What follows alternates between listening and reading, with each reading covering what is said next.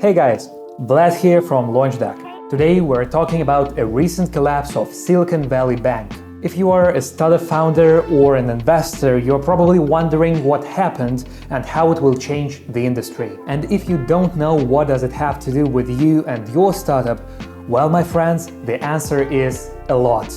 Let's dive in. First off, let's look at the facts. According to The Guardian, SVB collapsed due to a combination of factors, including risky lending practices, lack of diversification, and overexposure to tech industry. That sounds like a recipe for disaster if you ask me. Most of the bank's clients were startups and VCs, and this very close community initiated a lightning-fast bank run of $40 billion in one day on Friday.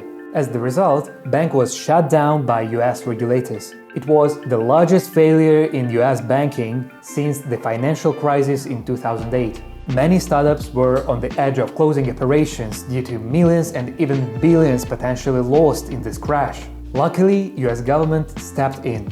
Yesterday, all SVB depositors gained access to all of their funds. This surely saved a lot of startups, but it is not the end of this turbulence. BBC reported that the SVB collapse caused a ripple effect. It led to the regulative closure of other tech banks like the New York-based Signature Bank and left many startups struggling to secure funding. So, what does this mean for the startups and venture ecosystem? According to Financial Times, investors are now being more cautious when it comes to giving money to startups. This means that startups will need to work even harder to secure funding, as investors are now more selective and risk-averse. So, how can you adapt to this new reality? SVB mostly impacted US-based startups and investors, though the echo of this collapse will surely go through the whole world. But let's look at the opportunities that this crisis opens.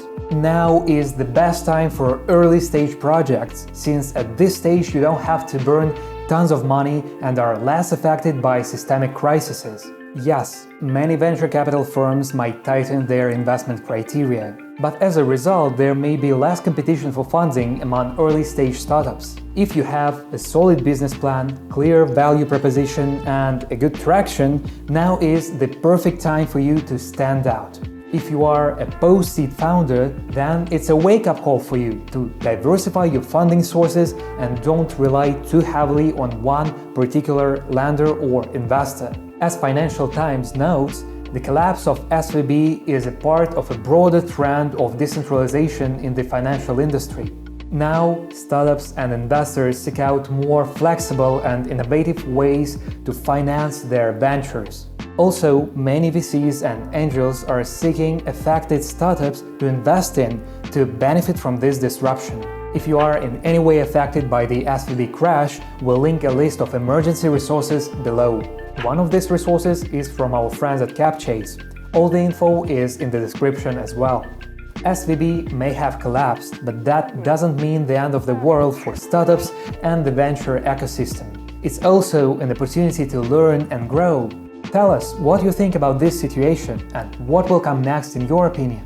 If you like this type of content, drop a like and stay tuned for the next videos. See ya!